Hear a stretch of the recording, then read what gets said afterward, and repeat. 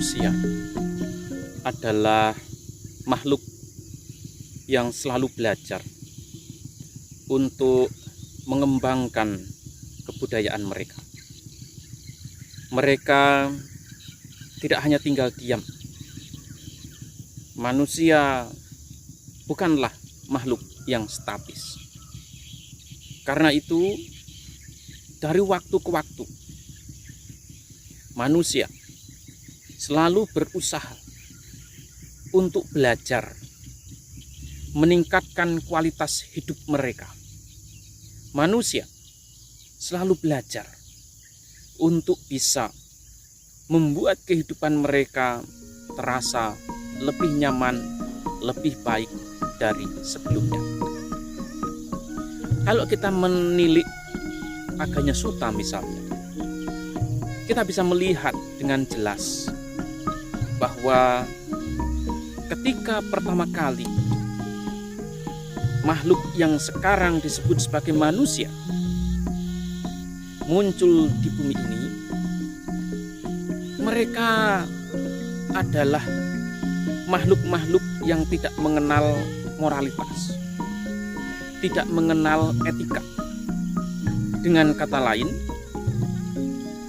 mereka adalah makhluk-makhluk yang tidak mengenal konsep baik dan buruk. Sekalipun demikian, mereka adalah makhluk-makhluk yang bisa hidup dengan damai, hidup dengan tenang, hidup dengan nyaman. Mereka hidup saling serawung, saling bisa menghormati satu dengan yang lain.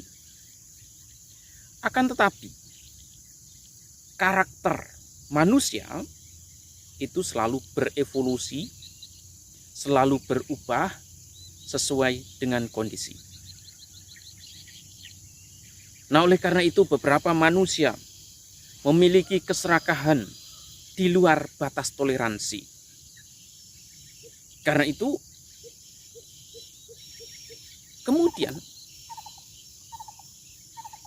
beberapa orang berusaha untuk memperkenalkan moralitas. Demikian juga beberapa manusia memiliki kebencian yang tidak bisa lagi diakomodasi oleh makhluk-makhluk yang lain. Oleh karena itu, konsep baik dan buruk pun kemudian diperkenalkan. Ada juga manusia-manusia yang kebodohannya itu melampaui batas. Disinilah kemudian orang-orang yang dianggap penting di tengah-tengah masyarakat merumuskan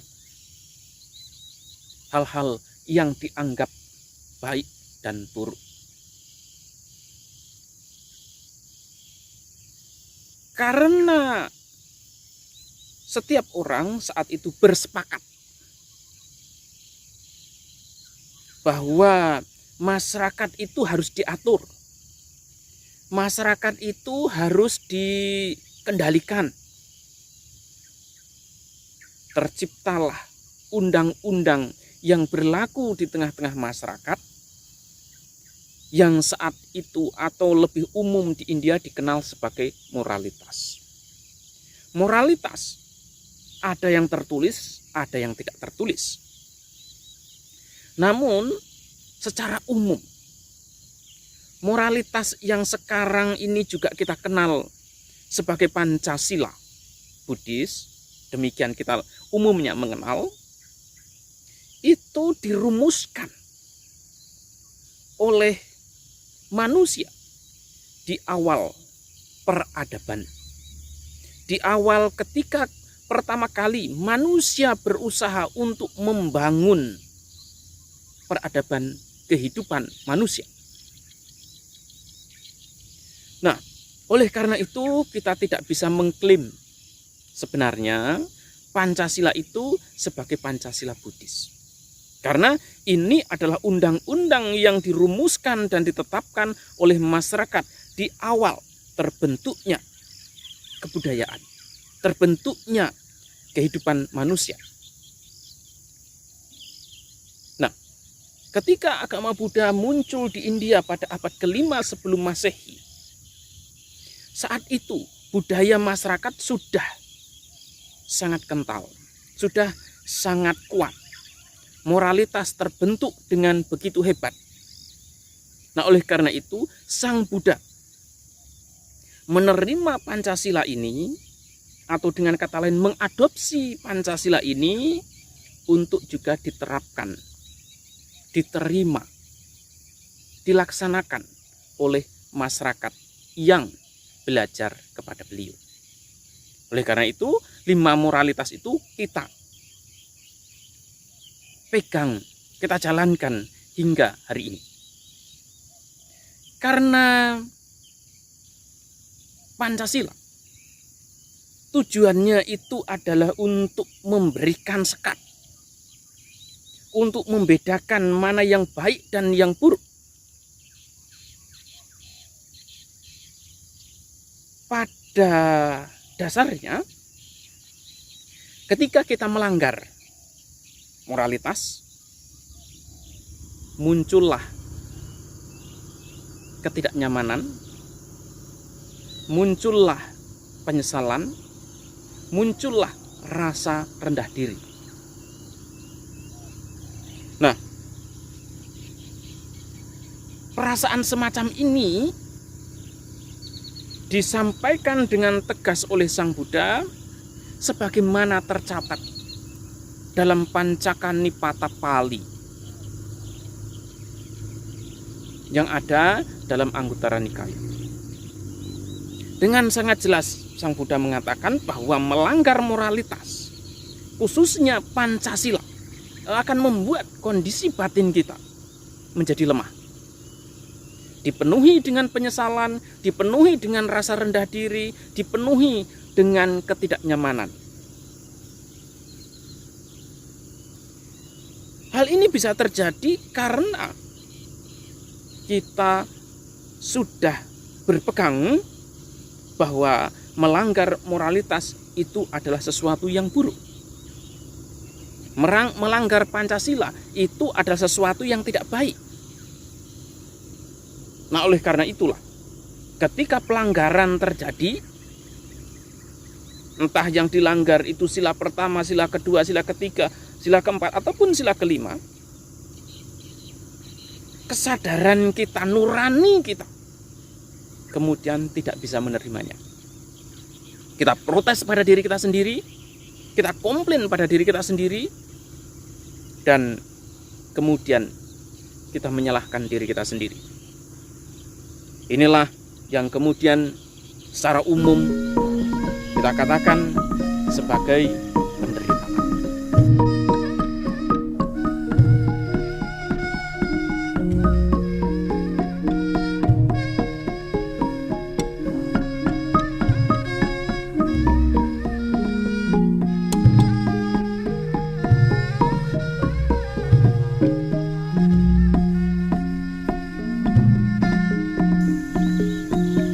Akan tetapi ibu bapak dan saudara-saudara semuanya, ketika kita mampu menjalankan moralitas dengan baik, menaati 5 sila dengan baik, apa yang terjadi? Yang terjadi adalah rasa percaya diri akan muncul dalam diri kita. Karena ada persepsi bahwa kita ini adalah orang yang baik, yang layak dimiliki oleh orang-orang yang baik. Itu adalah kebahagiaan, adalah kedamaian batin. Yang layak dimiliki oleh mereka yang tidak melanggar moralitas adalah rasa percaya diri. Ini kebalikan dari tadi apa yang telah saya sampaikan sebagai pelanggaran moralitas. Oleh karena itu, mereka yang menjalankan moral dengan baik, menjalankan sila dengan baik, akan memiliki batin yang kokoh, rasa percaya diri yang tinggi, dan kondisi batin yang damai. Ini bisa terjadi karena begitu dia melihat ke dalam dirinya sendiri, dia tidak menemukan sesuatu yang layak untuk dicela, baik oleh dirinya sendiri maupun oleh orang lain, baik untuk kepentingan internal maupun kepentingan eksternal. Nah, rasa percaya diri ini yang kemudian akan membantu kita untuk bisa semakin nyaman dalam hidup, semakin tenang dalam hidup, semakin bahagia dalam hidup, semakin damai dalam hidup. Oleh karena itu, moralitas oleh Sang Buddha dijadikan landasan sebagai sarana untuk mencapai kedamaian batin. Ini adalah syarat awal. Ketika ibu bapak dan saudara-saudara semuanya memiliki moral yang baik, ibu bapak dan saudara-saudara semuanya memiliki syarat awal, memiliki pondasi.